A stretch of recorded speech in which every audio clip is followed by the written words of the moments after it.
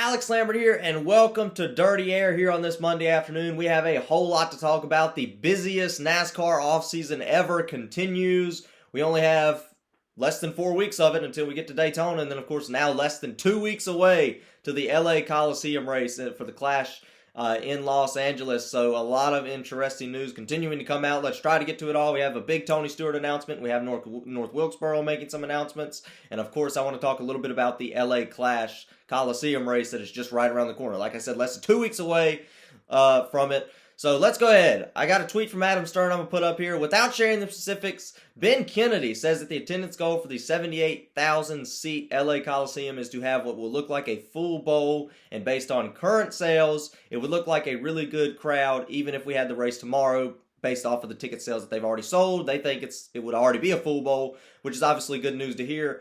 But I think the LA Coliseum needs to sell out. This needs to be a sold-out event. I mean, I know NASCAR can't control everything, but with all the effort that Fox Sports is putting into it, we've been seeing ads for the LA Coliseum during the entire NFL playoffs. Every NFL game on Fox over the last few weeks has been advertising the Clash. There's Clash advertisements on Fox even when it's not a sporting event. I mean, Fox has been pushing this extremely hard over the last few weeks, over the last month or so. I remember seeing an ad during the World Series back in the fall about the LA Coliseum. So Fox is all on board. They want as many people to watch this race as possible. They're hyping this up. I think this needs to be a sellout. With the amount of effort that obviously Fox Sports is putting in, that we continue to see, the amount of stars that we've seen say they're going to the race. We got a few celebrities, big celebrities that are going to go do a concert at this race. I think this race is got to sell out. When Fox comes on the air for the LA Coliseum race, I want them to say, hey, we're in front of a sold-out crowd here in Los Angeles. I mean, it's right in the middle of Los Angeles. There's a whole lot of people around this racetrack that can go.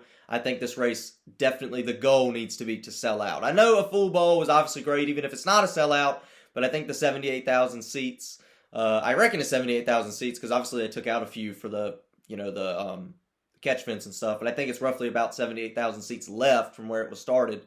I think a sellout really needs to be the goal for NASCAR in this one.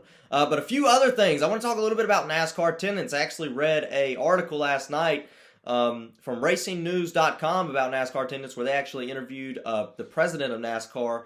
And he had a few interesting things to say. He said, obviously, some of these racetracks, especially last year in the playoffs, if you remember, like Kansas and Texas, it looked bad because they have a lot of seats at those racetracks, but they didn't sell a whole lot of tickets, especially at Texas. I need to point out Texas because it looks very bad. It's almost just depressing to look at because it's just empty grandstands as the cars go by. The sun's just, you see the sunshine just gleaming off of the empty grandstands. It's not good. NASCAR obviously doesn't need that at any racetrack, especially late in the season like that when you're getting closer to the championship race. So obviously the NASCAR president is focused on it, but he made a few good points in the article. And like I said, I'll leave the link in the description for that. I think you guys should definitely go check it out. He made a good few points. He said, we're seeing the highest amount of ticket sales, early ticket sales, that we've seen in decades. And that's very important to note. And he also claimed that 2021 was a higher season for almost every racetrack.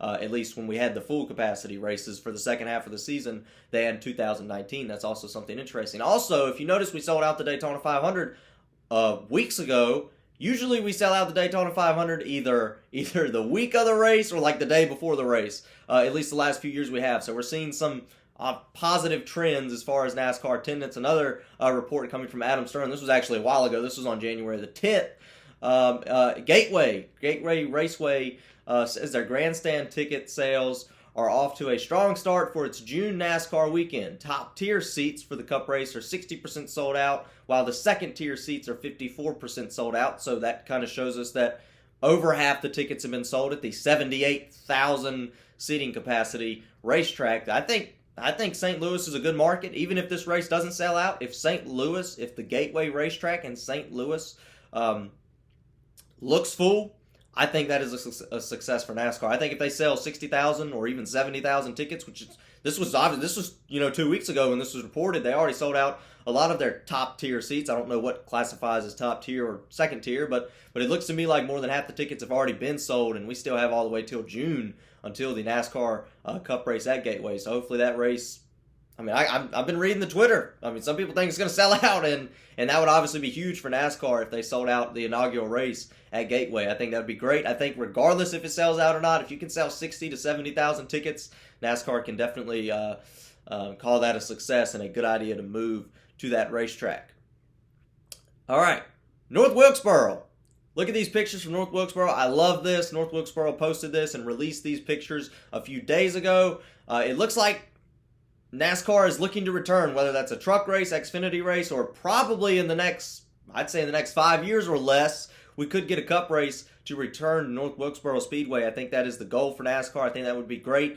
And actually, according to CBS Sports, with the American Rescue Plan from North Carolina, Governor Roy Cooper, this was actually I think this was actually a couple months ago when he signed this bill. He signed a $40 million bill to use North Carolina's tax dollars, so that's my tax dollars. No, I'm just kidding. But North Carolina's tax dollars to fund North Wilkesboro, Rockingham, and Charlotte.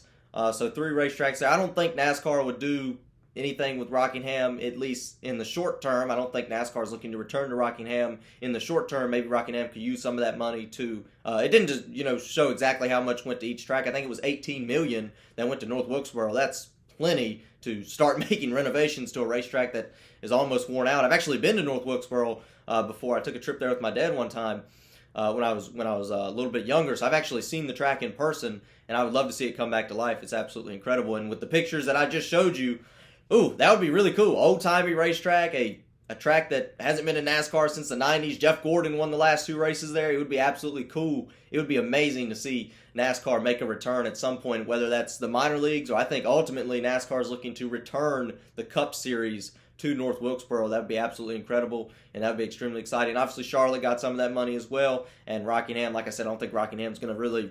I think if they renovate anything, it's going to be for some smaller races, some races that aren't NASCAR. Maybe even a truck race or Xfinity race, which I think they raced the trucks there in 2013, if I'm not mistaken. And I believe, I want to say Eric Jones might have won that race at Rockingham. I'm not 100% sure on that, but I believe they did race in Rockingham in the trucks in 2013.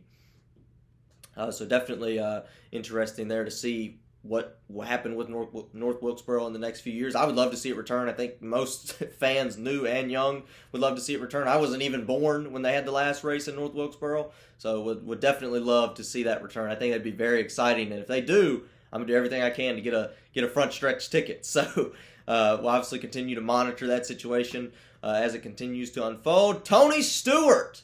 This was announced during the Green Bay Packers game on Saturday night. I wonder how many people were watching that game, the 49ers and Packers game. Like I said, the NFL right now is the most exciting sport.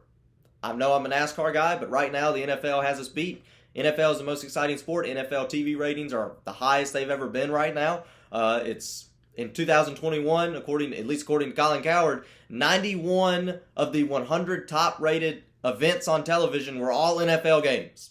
91 in 2021. So people are watching the NFL. It's a huge market. So to have NASCAR advertised on Fox like that, a lot of people know who Tony Stewart is. Tony Stewart is a star, whether you like NASCAR or not.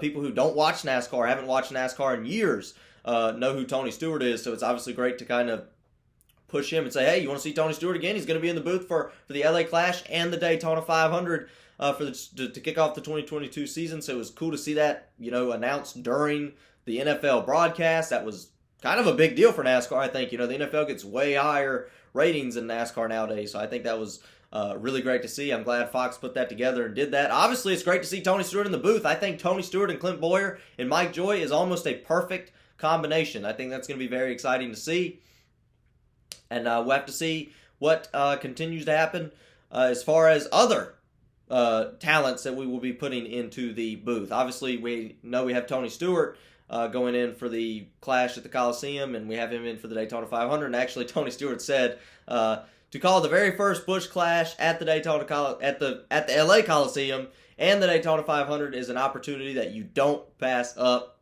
I think that's kind of obvious. You don't pass that up if you're Tony Stewart. And Tony Stewart's actually helped Fox with the broadcast in the past with the Daytona 500 when he was actually injured. He helped call in and stuff like that and kind of talk to the commentators. I believe that was 2015 when he did that. So Yeah, obviously interesting to see how Tony Stewart will do in the booth. I think that could be very exciting. Tony Stewart, Clint Boyer, they worked together before. And then, of course, you have Mike Joy, who's going to almost be like the parents of both of those guys.